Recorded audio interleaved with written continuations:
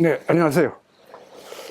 1년 번호 193 태백편 9장에 들어왔습니다. 자왈 민가사유지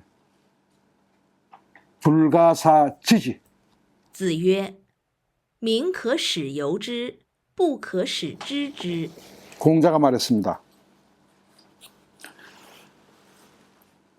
백성은 그 길로 경유하게 할 수는 있지만 왜 그러한지를 알게 해줄 수는 없다. 알려줄 수는 없다. 자, 이건 뒤에서 좀 문제가 있다라는 말로 이제 문제를 삼았는데 한번 보세요. 백성들은 자, 이렇게 가, 이 길로 가. 이 길 경유해. 이런 방법으로 해. 라게 할 수는 있어요. 그러나 왜 그리 가고 그리 통해서 그리 가야 하는지는 알려줄 수 없다 그랬습니다. 뭐가 깔려 있어요? 우민정책 깔려 있죠. 백성은 무지한 거야 라는 것이 깔려 있어요. 그죠? 그래서 뒷사람들이 이거는 법가의 통치 편의주의에 빌미를 주었다 라고 정의가 비판적으로 얘기했습니다. 그러나 실제로 성인의 말씀을 이렇게 비판적으로 하는 경우는 없죠. 그죠? 없어요. 그래서 그것도 또 계속 이제 옹호를 했습니다. 왜 이런 말씀을 하셨다. 근데 그 옹호라는 건 뭔가 하면 그 많은 백성을 하나씩 다 가르쳐 준 다음에 이 통치를 해나갈 수는 없기 때문에 성인이 그래서 우선 급한 대로 이걸 가라고 그래 놓고 그 다음에 그 결과 이러니까 보니까 아 내가 길 잘 왔네 가르친 대로 하니까 이런 좋은 결과를 얻었네 라고만 하기 위한 것이다. 그럼 정치에서 이걸 사용한다면 뭡니까? 편의주의죠. 또 공리주의죠. 공효주의죠. 효과만 내면 된다. 결과만 좋으면 된다. 이런 주의입니다. 그래서 백성으로 하여금 일락성공 그 성공으로서 즐기게 한다. 야 이런 혜택이 있네 라고 즐기게 한다. 여시춘지에 이제 그런 말이 나옵니다. 사실 이거는 말은 좀 깊이 그 근본을 따져보면 그런 것 같지만 그 결과론이나 역사 과정에서 보면 이게 굉장히 그 효과가 있습니다. 예를 들어서 우리나라 뭐 한강의 기적이다. 6.25를 해방이 되고 6.25를 겪고 나서 얼마나 피폐했습니까? 상상을 할 수 없을 정도로. 지금은 여러분들 뭐 지구상에 저 아프리카 어디 뭐 막 전쟁이 일어난 나라 또 내전이 일어난 나라 또 이념 때문에 갈등을 일으키는 나라 그런 나라에 보면은 굶주린 사람들이 얼마나 많습니까? 힘들고 다 부서지고 건설도 못하고 산업도 못 일으키고. 근데 우리는 그보다 더 했지 않습니까? 저 같은 나이는 뭐 6.25 전에 태어났기 때문에 그걸 아주 몸으로 겪으면서 살아온 사람인데 그 이후에 한강의 기적이라는 것이 이제 생겨서 1960년대 중후반부터 시작해서 5개년 계획에서 70년대 그다음에 80년대 들어오면서 그야말로 도약 그 모습이 아주 눈에 보이고 확연했습니다. 그때 우리처럼 일하는 사람들은 왜 이 일을 해야 되는지 이걸 왜 하는지 모른 채로 그냥 열심히 일만 하면 되는 줄 알았어요. 그랬더니 그 결과는 참 좋았어요. 이거를 일락성공이라고 합니다. 일락성공. 그 성공을 즐기다.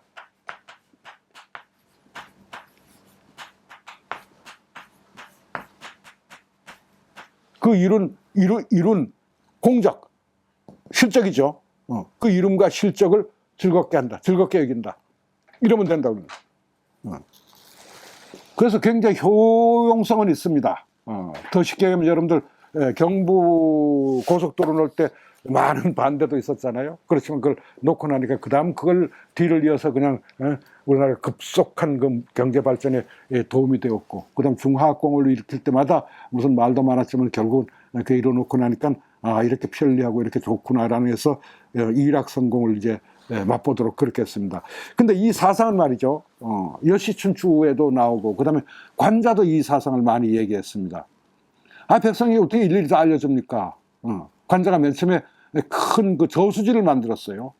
저수지를 만들 때, 관자라는 책에 보면 저수지를 만들 때 임금도 그렇고 많은 사람이 반대했습니다. 이 바쁜 사람 중에 이 백성들의 그 노동력을 다 빌어다 여기서 이 큰 저수지를 만든다, 이게 뭐 하는 겁니까? 그랬더니 관자가 백성들에게 이 못을 만드는 이유를 일일이 말해줄 수 없어요. 그러나 빨리 만들어야 합니다. 자, 만듭시다 해서 그 큰 댐을 만들었습니다. 만들어 물이 고였어요. 거기서 이 물을 농수로도 쓰고 뭘로도 쓰고 뭘로 백성들이 와, 역시 관자가 맞다, 그렇게 얘기를 했습니다. 그래서 이건 동전의 양면처럼 앞뒤가 있습니다. 또 지금처럼 복잡한 산업사회에서는 모르지만 여러분들은 그렇게 살고 있어요. 여러분들 컴퓨터 어떻게 만들고 처음부터까지 다 알아요? 모르잖아요, 그죠? 근데 컴퓨터 얼마나 편리하게 잘 사용합니까?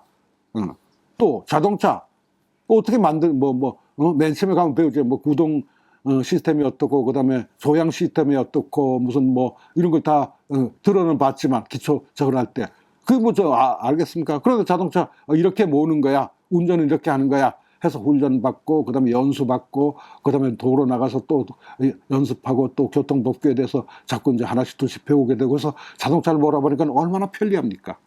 그래서 왜 이걸 다 과정을 다 알아야 되는지는 모르지만 그 결과는 많은 도움을 주는 경우가 얼마든지 있죠.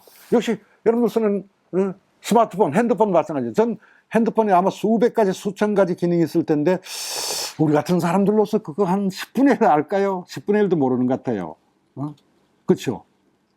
그러나 참 지금 시대가 발달하고 이 과학이 발달하고 또 모든 것이 발달해서 이 뭡니까? 컴퓨터, 핸드폰을 만든 다음에 매뉴얼이라는 걸 안 만들죠, 그죠? 요새는 매뉴얼 왜 안 만듭니까? 옛날 매뉴얼 다 만들고 이걸 어떻게 사용법 어떻고 뭐가 어떻고 기능이 어떻고 뭐가 어떻고 뭘 하면 뭐 눌러서 다 만들었습니다. 요새는 안 만들죠. 왜? 이 핸드폰이나 컴퓨터가 뭘로 되어 있습니까? 직감에 의해서 알 수 있도록 했죠. 이건 이렇게 하면 될 거야 라고 되어 있습니다. 그것까지 사람이 얼마나 인지가 발달했습니까? 그래서 이거는 분명히 설정을 들어가서 어떻게 하면 될 거야 하고 따라가 보면은 두세 번 해보면 성공이 돼요. 요런 머리까지 쓴 것은 대단한 거죠. 그래서 민은 백성이라고 하는 것은 가사유지나 그 길로 가도록, 경유해 가도록 그렇게 시킬 수는 있어. 그러나 처음부터 끝까지 이걸 다 알도록 시킬 수는 없어.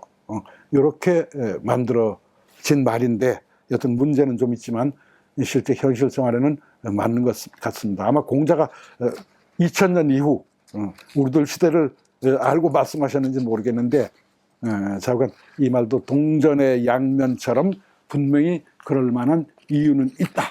이렇게 보시면 되겠습니다. 예. 그때도 교육은 귀족들의 전유물이었죠? 교육이요? 그럼요. 일반 서민은 교육이라는 게 없습니다.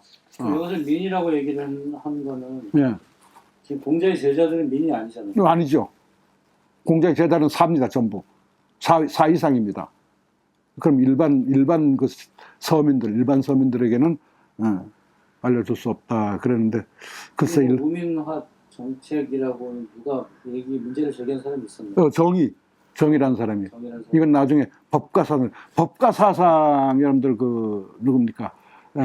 상항부터 시작해서 나중에 이제 중 넘어서 나중에 한비자가 이제 대성을 이루는데 법가사상 상항의 사상 보면요. 정말 무섭습니다. 여러분들 상항책 처음부터까지 한번 보시면 제가 번역한 게 있습니다. 보세요. 처음부터 쭉 보시면 부르르 떨릴 정도입니다. 왜? 백성을 완전히 이거는 우민이 아니고 이거는 도저히 거기서부터 시작합니다. 전혀 무지한 사람들이니까 그 사람들 뭐 가르칠 필요 없고 뭐 할 거 없고 법을 만들어가지고 법은 마지막 결과 아닙니까? 마지막 결과. 그걸 적용만 시키면 돼. 해서 시작한 것이 그 법가 사상입니다. 그 중에 대표적인 게 가장 강하게 시작한 것이 상앙이라는 사람입니다. 상군 알죠? 사기에 상군 열전이 있고 상항이 쓴 책으로 상군서라는 책이 있습니다. 상군서 읽어보시면 그래서 이사거사 죽음으로써 죽음이 없도록 한다. 잘못한 사람 죽여요.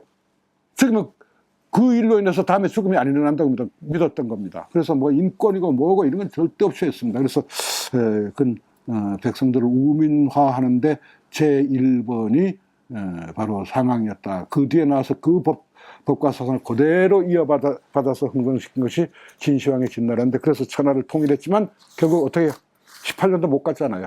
다 망해버렸잖아요. 그래서 사람을 존중하는 그런 정치와 그런 거야말로 오래 가는 것이지, 사람을 일단 무시하고 우민은 이건 어리석은 백성들, 이거 나는 많이 배웠으니까 아무도 몰라. 정의라는 게 너희들이 무슨 정의를 알아. 내가 성공시켜서 너 조금 도움받은 그게 정의지 라고 한다면 그 정치 오래가 못 갑니다. 그리고 그게 정의가 아닙니다. 왜? 자기만의 정의지 어떻게 모든 사람에게 다 정의가 적용될 수 있겠어요. 예, 제가 혹시 말을 잘못했다면 이해하시기 바랍니다. 여기까지입니다. 어떤 국민에게 어떤 정치나 정책을 해 나갈 때 뭐 긍정적으로 해석을 한다면 모든 사람, 모든 백성들에게 일일이 다 이해를 시키고 할 수는 없다라는 거. 그렇죠. 예. 다 이해시킬 수는 없다. 다. 사실 우리 옛날에 우리 그래 살아왔어요. 무슨 얘기인가 하니, 농업사회는 말이죠. 농업사회. 우리는 저 같은 경우에는 그 시대를 한 500년을 압축해 살았는데요. 제가 어릴 때만 해도 사람의 삶이라는 것이 모든 과정을 자기가 다 담당을 했어요. 결과까지도. 쉽게 하면 씨를 틔워서 씨를 뿌려서 씨를 거둬서 씨를 방앗간에 해서 그걸 밥을 해먹는 과정을 다 했거든요. 지금은 어떻게 해요? 농사 짓는 사람도 따로 있고 방앗하는 사람 따로 있고 밥하는 사람도 있고 사실 입에 떠주는 사람도 다시 있잖아요. 다시 물건을 뭐 만들면 내가 일일이 산에 가서 나무를 베어서 그 나무를 톱으로 켜서 다듬어서 뭐해서 여러 과정을 다 거쳐서 내가 필요한 물건을 하나 마지막 만들어냈죠. 지금은 그렇습니까? 아니죠. 뭐 그 필요하다면 나무 베는 사람 따로 있고 다듬는 사람 따로 있고 뭐 대패질하는 사람 따로 있고 그다음에 뭐 이 오칠하는 사람 따로 있고 그다음에 그걸 내놓는 사람도 있고 그걸 사용하는 사람 따로 있고 다 따로 있잖아요. 그래서 과정이 전부 분산되어 있죠.